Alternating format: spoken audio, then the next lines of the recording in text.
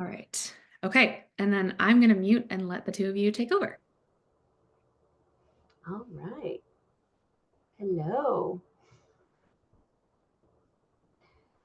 So thank you so much for joining us today. We're going to be presenting Adaptive AIARE. So this is a project that we spent a while working on through a program we were in with SCARPA's Athlete Mentorship Initiative, and we're super excited to share it with you.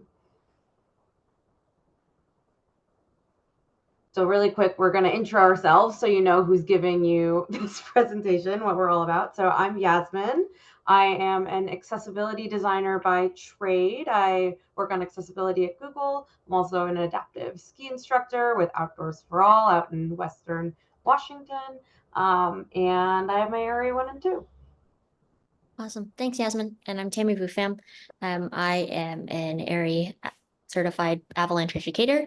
Also work as a guide trainer here in the Pacific Northwest, working with various outreach programs, and then have a full-time job in health program management, working on behavioral change. So we're really excited to combine our lived experiences as professionals, both in this industry and in our work lives, and really present to you a workshop that hopefully you can take home with tools and skills to improve the accessibility of programming in your organization.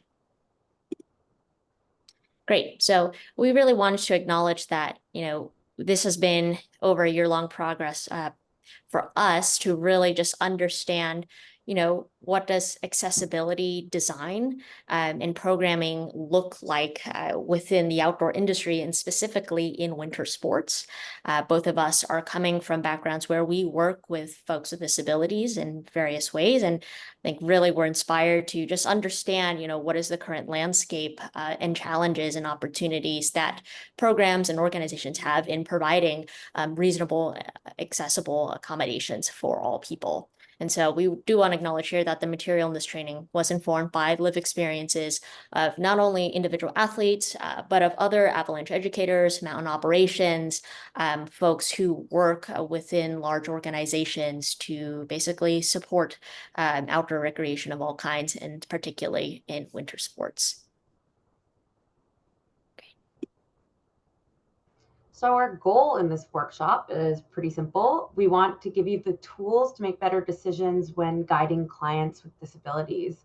We know and acknowledge that it can be intimidating to see on a form someone with a condition or disability or a piece of adaptive equipment that you've never worked with before. And our goal is to give you actionable tools to make that process feel easier and just seamless in the courses you run and trips that you conduct in the backcountry.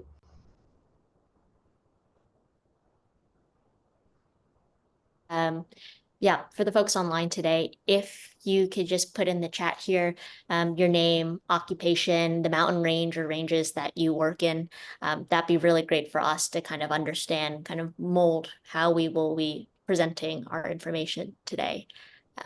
And as you all are doing that, I will be moving on to the next slide, which is to basically talk about tonight's schedule. So we're working through our welcome and introductions now, a couple minutes, just outlining the intent of this workshop, introducing ourselves, Yasmine and I. Next, we'll be moving on to disability etiquette. So this in particular basically is talking about different scenarios that you as a professional might encounter in operation while delivering programming. And then as well, some considerations about language, particularly as it relates to the ADA, and then as well, maybe examples of how this actually might apply to your everyday life as an educator, operator, or a program lead. From there, disability etiquette, we'll move on to trip management. We'll spend 15 minutes there really talking about, again, language and how this shows up over duration of a course or delivering education. Then as well, conversation around risk management and its relationship and interdependence with providing real, reasonable, and affordable accommodations for you on behalf of the organization. And then from there, the bulk of our day will be really talking about user journey mapping, which we have identified as a tool to basically allow not only for you as an educator, instructor, to really plan out your day, but can be also applied to the larger organization as it's thinking about programming for next season, right? And really finding opportunity spaces for systemic level change within your organization. Finally, we'll conclude with just some Q&A. Yeah, and so disability etiquette. We will be providing a whole list of resources, links, videos, and guides to further expand on this topic post presentation, which AIARE will be sending out to you all. But we really want to just, in this space, provide real examples of how words matter. I will, in the section, be asking folks just to read out what they see on the screen here. We have two examples here of two individuals talking about and asking questions of clients and students as to their ability. So Yasmine, for example, could you read the first one for me, please? Yeah. So I have 15 years of experience teaching in this forecast zone, and I have taken countless groups through this terrain. I took a visually impaired client to this couloir last year, and they had no issues skiing it. So I think you'll be just fine. Great. And if folks want to raise their hand if they'd like to participate in this portion, that would be wonderful as well. We're just going to have examples over the next few slides to talk about, real world examples of language being used in an inclusive, accessible manner, and examples in which case, like this first one here, that is exclusionary and just makes the space and makes this particular moment for the student unsafe, and if anything, introduces a level of risk for the student and psychological unsafety and insecurity that can really change the experience. Emma, would you be able to read the second example here? You bet. All right, I am a non-disabled avalanche educator. I don't know what it's like to be visually impaired. I'll be teaching you this weekend. I know the terrain, you know your body. What do you need me to know, and what are your greatest concerns? Great. Yeah. The difference in these two examples here is that the first example makes experience about the educator. Again, it's very educator focused. And again, it's very exclusionary. It's saying, I can do this, you cannot do that. I can do this, or I have this experience, you do not have this experience. It creates a chasm, if you will. And again, creates that psychological insecurity and risk introduction in a conversation that maybe before could have started out neutral, but is now kind of arrived to a point where the student might be thinking and maybe misassuming what the intent of the educator instructor might be. Whereas the second example here really centers the experience around the client, saying that I come in with these sets of abilities as the educator or instructor. You as a student obviously are coming in with your set of abilities and skills as well. So is there a way for us to essentially co-create or arrive at a conclusion to which we can both use our skill sets and abilities essentially on a neutral level ground here to work towards a solution that really is able to highlight and take advantage of what we both have in this relationship? Great. And so a second point we want to make about inclusive language here is really just finding a way to say yes. So one thing you may have noticed in the example previously is that, there's one example that already pits the student against the educator instructor, whereas that second example was really starting at a level of neutrality. And here you'll see more of that through line as well, right?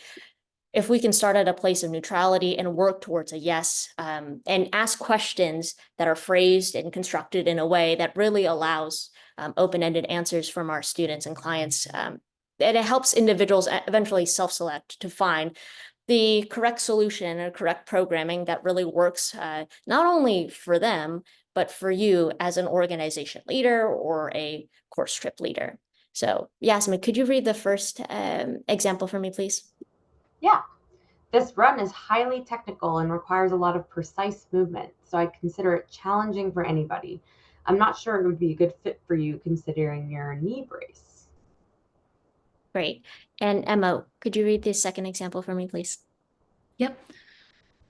Are you able to travel over uneven, variable terrain, including flat, uphill, and downhill independently?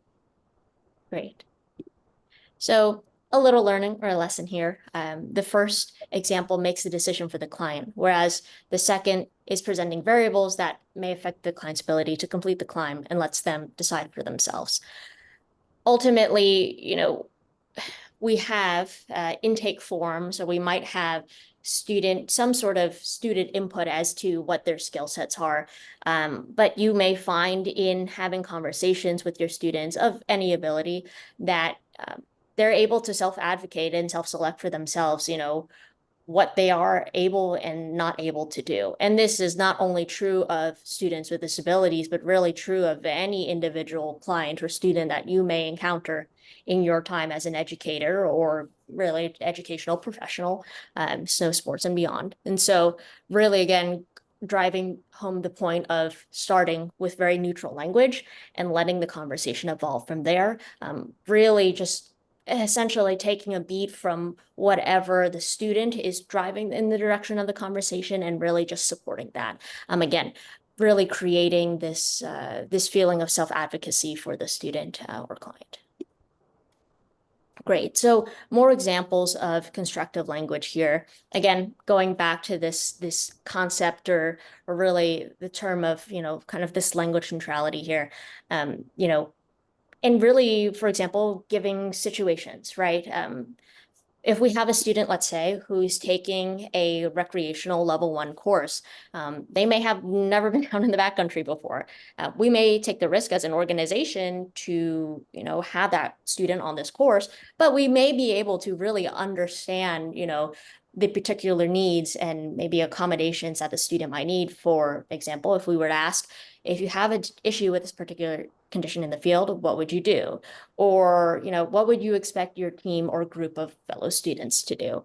Again, it's quite easy to have, and phrase questions in a way that allow the person, given their disability or disabilities, to really draw on their lived experiences. They know so intimately what their particular condition, has an effect on their life. And so we really need to give folks the space to do that, right? I would say inclusion, when we talk about that as educators or professionals, in this case is really just allowing a platform for which the student to build that level of self-advocacy, not only for themselves as students, but in beyond as backcountry partners and just good partners to other people. So, this language also might look like, really just understanding, what other outdoor activities this person has done and whether or not they have familiarity with tools and materials. Again, we would be asking these questions of our students anyways. So it's, I think you will come to find, and we will be talking about this more in the presentation, that the language that we're suggesting here for you all to really hone in on throughout your student intake process and throughout your, kind of getting to know you report building phase of your time with the student is really no different than any other student.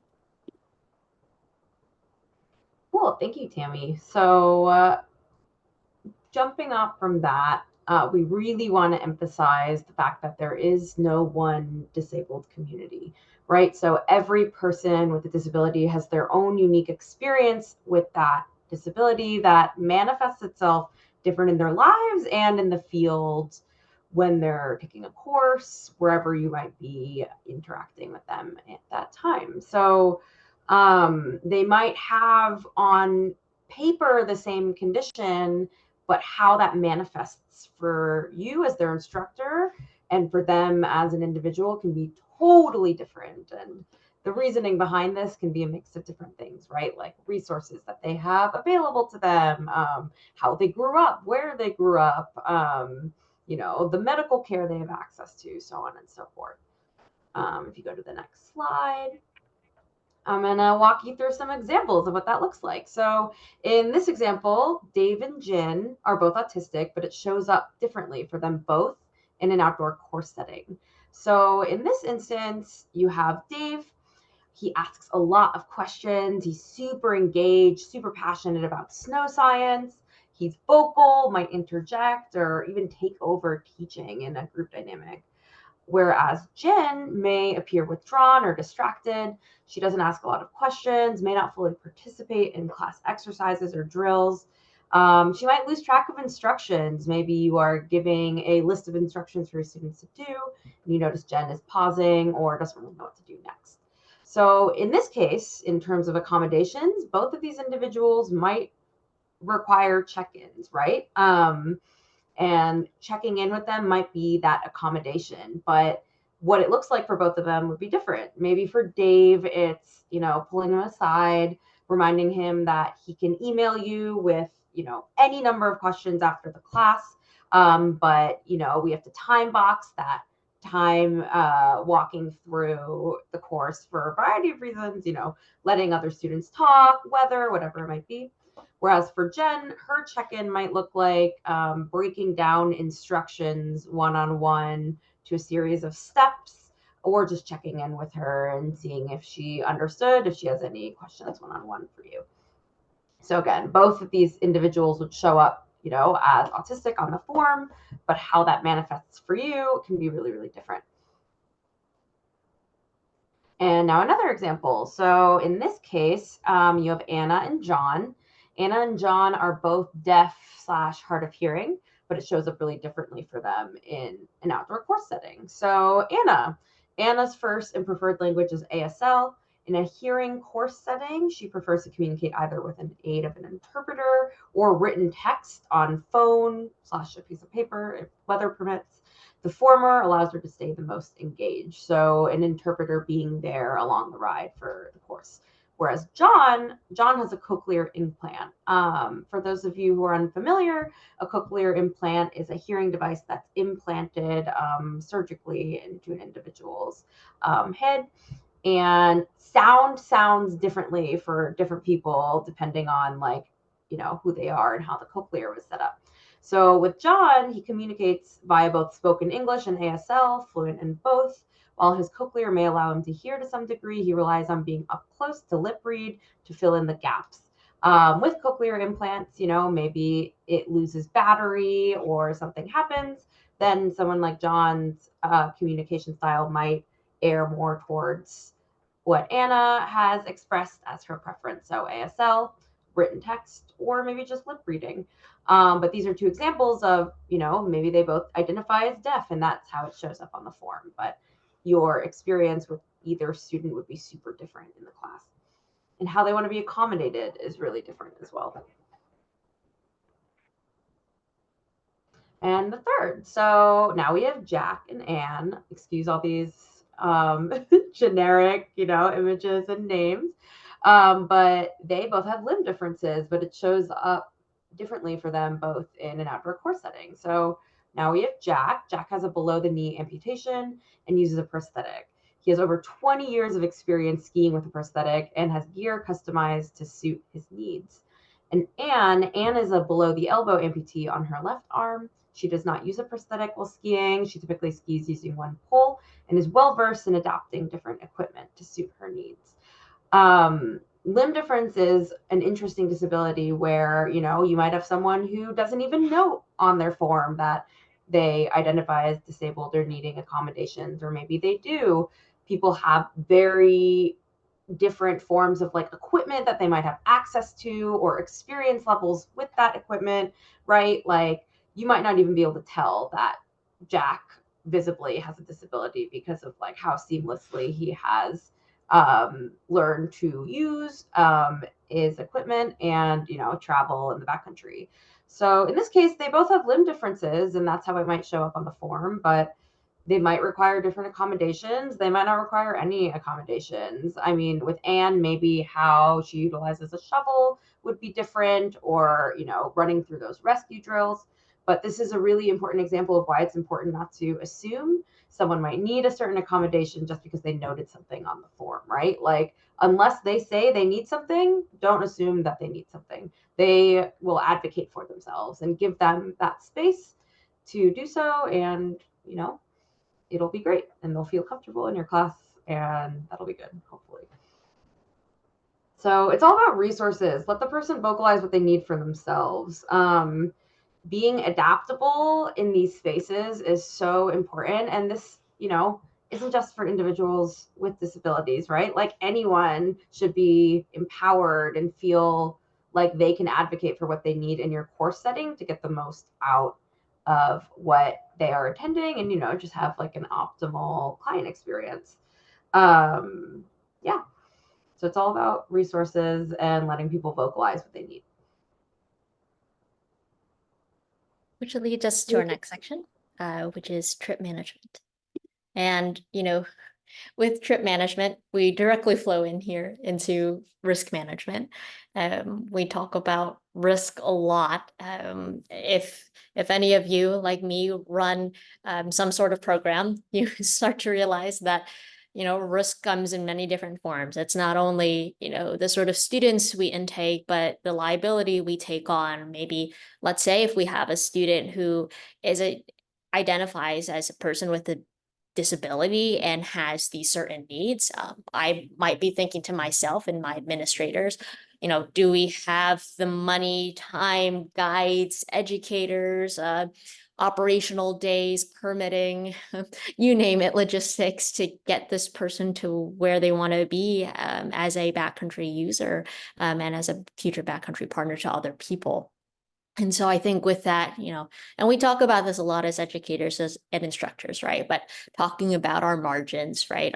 Our space in which we have leeway and we can move and absorb and take on a little bit of risk, whether that is during the duration of a course, maybe this also applies to, you know, our margins of risk as operationally as an organization, as to, you know, the sort of students we take on in our courses, and providing fair and reasonable accommodations to our students. And, you know, I think the challenge is, a lot of conversations I've had with folks in this industry is that, you know, oh, accommodations and it's always, you know, when we talk about this, it's kind of met with a lot of negativity, if you will. I can call it that. It's because it's seen to many folks as a cost, not only to the bottom line, but to also the student or client experience. And Yasmine and I are here to say that is not the case at all. If anything, these things are highly interdependent on each other, and when you can increase, you know, your ability to really create thoughtful programming and educational content that, which you probably already do, is inclusive to certain sets of people, and bring that out to all people of all abilities, then you really can, you know, increase your margin, right? And really be able to, you know, maybe change your risk appetite, not only as an instructor educator, but also as an organization to, yeah, really reach out to a new group of clientele, essentially, right? To a new backcountry user group. And so going back again to language, you know, when we talk about risk management insofar as trip management, right? And how we might operate when we are working with students with disabilities, but also students of all kinds, is, you know, going back to language, right? And really thinking about how we use our words in a way that promotes inclusivity, but also really helps us maintain our margin space throughout the duration of a course. So, for example, you know, on the screen here, we have a couple of different examples of language that of guides and other program administrators have used in trying to manage margins. But again, really going back to neutral language, you know. So, for example, we mentioned before about really allowing the student the space to be their own advocate and to really promote that spirit of self-advocacy. So for example, the second example here says, I'm not familiar with this particular assist device. Can you show me how it works? You know, we're in this situation, we're being student-led here, right? Or letting this person and their lived experience and their own expertise, of which they have many skills, again, to really highlight that and promote it for you as an educator or instructor to also learn from as well. And so, Yasmine, would you like to read an example from this list here? Yes. So let me see, which one do I want to do? Oh yeah, it looks like this pack doesn't fit you well. Let me call my supervisor to find you an option before we head out to ski. For me, I'm 5'2", so this is something I know all too well. A lot of backpacks don't fit me well, and I can imagine if someone's coming out and, maybe they've borrowed gear or they are, just using what they have available to them. If you have the ability to make their experience more comfortable, that's managing a margin by anticipating that maybe they'll have issues with this moving forward, and you can fix that for them earlier on. Great, thank you. And again, we'll have a lot of resourcing available to you after this webinar for you to continue reading and learning about using inclusive language. But to really just drive the point home here, you're probably noticing that these skills aren't just applicable to clients and students with disabilities, but really are just components of a great experience. Again, I think when we think about inclusion, especially as it pertains to education in the avalanche space or in outdoor recreation as a whole, it's not only doing a land acknowledgement, it's not only, addressing and telling others your pronouns at the start of a course, but it's really thinking about the duration, the before, during, and after of this particular individual's experience. And there's ways for us to use our body language, our behavior, and our words to really promote inclusivity. And again, just provide great experiences for our students, which leads us to the next section. All right. So user journey mapping. This is going to be the interactive part of the workshop. So we'll get y'all all participating in this. So user journey maps, if you want to go to the next slide, are something we use in design to basically highlight someone's journey throughout an experience from point A to point B and visually illustrate what that person might need. So what are the series of interactions that are necessary to fulfill their needs and the emotional states that they might be experiencing. A need is what a user is set out to achieve, and the interactions are the steps that they need to satisfy to achieve that goal. If you go to the next slide. So this is a rough template. I know it's a little hard to see, but it outlines this step-based format.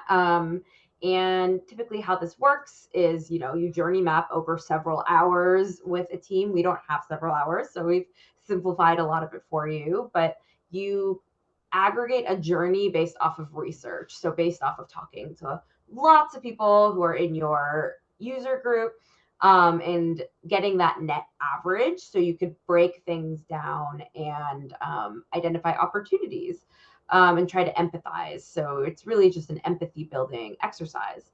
So to demonstrate how this works, Tammy has journey mapped an AIARE course, which we should all be pretty familiar with. So it's a good example to walk through. But yeah, do you want to walk through your journey, Tammy? Sure. And so, in the next slide, we'll talk a little bit more about what is the particular point of view or POV of, how we create a journey map. So here, the question is, what is my journey as an area instructor? And so I'm just speaking here or putting Post-its here on the board from my individualistic perspective as an avalanche educator. And so in journey maps and in the example we'll be working on next, we're actually taking on the point of view of a student of ours. But again, for the point of this design exercise, you really can choose any individual's point of view and really kind of explore, let's say, how a particular stakeholder in your organization or in your student group might experience a particular course or program. So here, I basically kind of split up my day or my, weekend course into 4 major components. And I could really make this as discrete as I possibly could, but for the sake of our time and the example, in just 4. So pre-course, first contact. So I call first contact, it's like when I first introduce, have my class in a circle and we're going and just sharing things about ourselves, the actual course itself, and then the time after this particular AIARE course. And so basically the rows here, that first row, again, is user steps, so like what I kind of split my experience into. That second row, user actions. So, for the sake of the example, just being really, picking 2 things, or like, here are the 2 major points for each part of my day, a part of my experience, right? So for example, in the first contact column, right, in the user actions row, well, what actions do I normally do when I first meet my students? It's like, oh yeah, I'm going to set norms, right? I'm going to set expectations for our Avalanche course. And then I'm also going to, kind of outline what I see as productive, inclusive behavior during the course. Also, on that second note there, I might be talking about our travel plan for the day, right? Maybe a high level overview of our curriculum, but also a risk management plan for the day, so the students have that awareness. So going into the third row here, goals and experiences.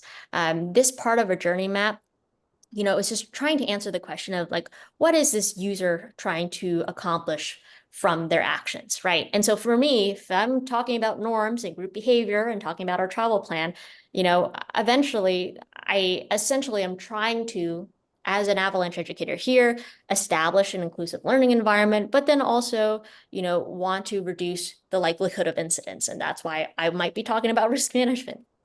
The next row is feelings and thoughts. So, what is this particular persona, in this case me, thinking or feeling as I am doing these actions, right? And so, when we're setting norms and going around our circle and introducing ourselves, I'm gonna feel nervous.